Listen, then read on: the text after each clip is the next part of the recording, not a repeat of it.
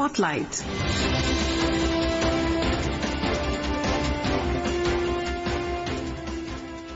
This is Akashvani. In the program Spotlight, now we bring you a discussion on initiatives for wildlife conservation and protection in India. The participants are Dr. Salvador Lyngdoh, scientist, Wildlife Institute of India, and Prateek Panwar, environmentalist and involved in annual Himalayan bird survey. Moderator is Vaibhav Srivastava.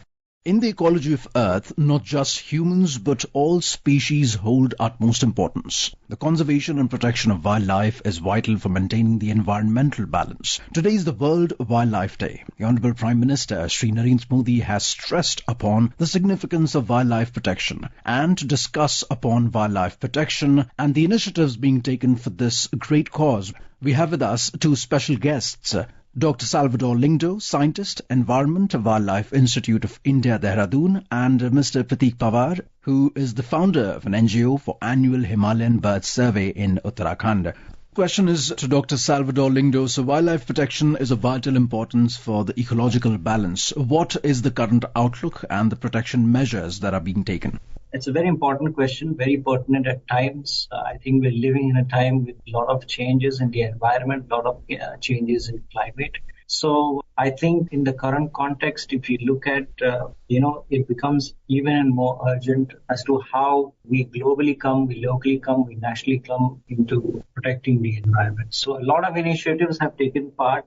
The nation has been part of, has brought out many such schemes, many such programs for the last, if you look at just the history of the last 50 years itself. If you look at Project Tiger, which was started a long time ago, if you look at Project Elephant, if you look at now, our Honorable PM has also taken out, the report on Project Dolphin in terms of estimating dolphin numbers. So I think these are welcome initiatives in terms of protecting wildlife. But I will say that India is such a mega diverse country, also a multicultural country. So I think in terms of its size and volume, we have achieved a lot, and we have a lot more to also achieve, and also set an example in terms of how we live in coexistence with wildlife. Absolutely. Very well said, Dr. Salvador, that India is not just a diverse country, but it's a mega diverse country. My next question would be to Mr. Prateek Panwar. What exactly are the efforts that are being put forward and put in place for the conservation of birds, the migratory birds, and what great initiatives have been taken so that these birds find a lovely home for them? You very rightly said that birds are very important, and most of the bird species migrate from one place to other in search of shelter and food, basically. These are the two driving forces that trigger migrations in birds. So what we are doing in Uttarakhand is we got a small initiative called ARC, that is Action and Research for Conservation in Himalayas, where annually we take annual bird survey, which I really feel proud to state that it is the longest, the biggest and the continuing survey in the country since 2008.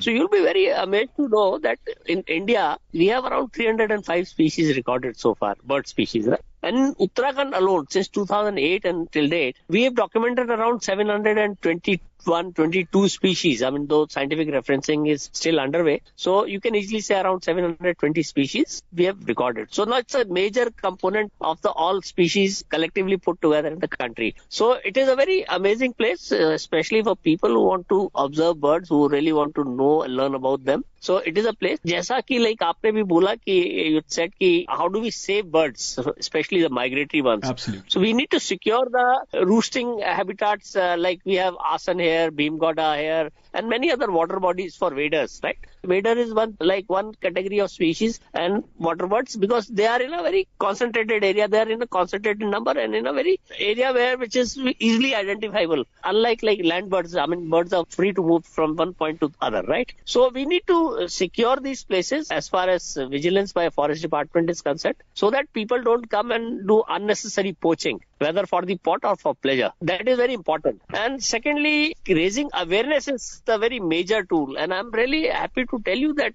what my observations in working for last 15 years on a subject called birds, what I find is like today's young minds, that is our new generation, is quite adaptive, and they're quite willing to take up to know really about birds and animals and wildlife and species in general. They're very curious, and they're concerned also how can we save them, because I think everybody knows about like global warming and climate change is happening. Last year summers we've seen 43-degree temperature in Dehradun. I know it was, I think, probably more in Delhi. So it was like raging for us to, how do we tackle it? So likewise, if it was difficult for us humans who have, shelters, homes, houses, ACs and all, what do the birds do out there in the open? They have nowhere to go. So this is good times. People are now concerned about it. They are willing to save them.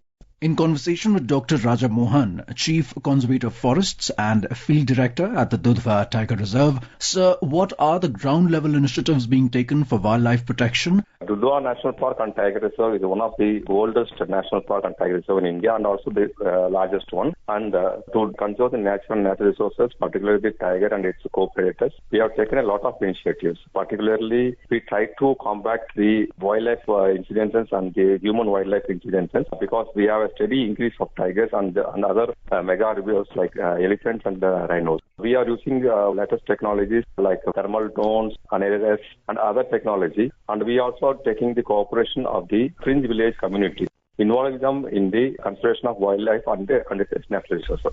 How is technology useful in the conservation efforts of forests as well as wildlife? See, technology plays an important role in almost every day in our forest protection and conservation, right from fire detection, fire prevention, fire dosing, and we also use technology to detect the stray animals and to bring back into the areas. And also we have a lot of alarm technologies like anaders, and also we also track tigers using other wild animals using the collars where these animals are being collared and they will be released into the wild like leopards and tigers. And we also use the latest technologies like the AR cameras, IR drones, infrared drones, and also we use the trail cameras to record the movement of not only the wild animals but also the suspicious people, particularly poachers inside the different villages. Thank you so much, Dr. Rajamohan, for talking with Akashvani. Thank you.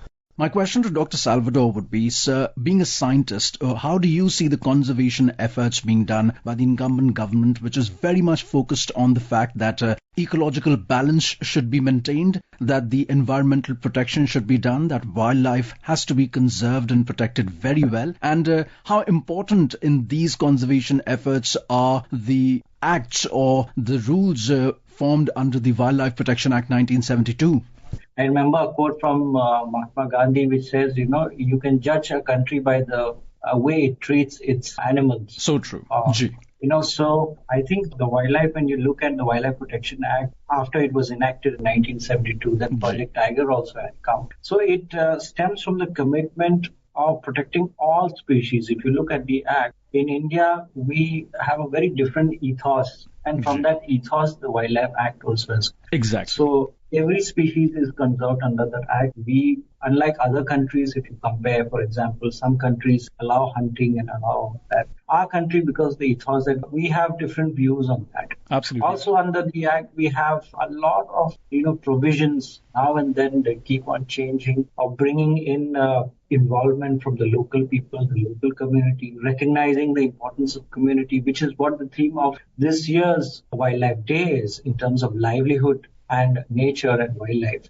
So that is already embodied in the Wildlife Protection Act. If you look at recognition of community reserve, recognition of community conserved areas. So the Act itself has laid out a lot of provisions for the involvement of communities, for the involvement of, local groups, for the involvement of non-governmental organizations. So those sort of things and the approach of citizen science and looking at, how we can bring that. Because, it's not that wildlife is separate and you are separate from wildlife or nature. You are part of that. So Absolutely. I think that in terms of the Act, in terms of the provision in the Act, in terms of what it entails, it has a lot of importance. It's one of the most powerful acts if you look at, though it's a very small act if you look in the national context, we compare it to the other acts, but it's a very powerful act which allows a lot of actions to be taken. And I think it's constantly evolving. We're evolving in that sense to look at more and more into a more landscape context, into a more community-based context. Absolutely. I think, Dr. Salvador, that's a very beautiful thing that you've said, that in India, the ethos and the culture is such that we do not allow hunting, we do not disrespect any species, we respect each and every species that we have, and hence the great efforts that are being done by the incumbent government and the country as a whole.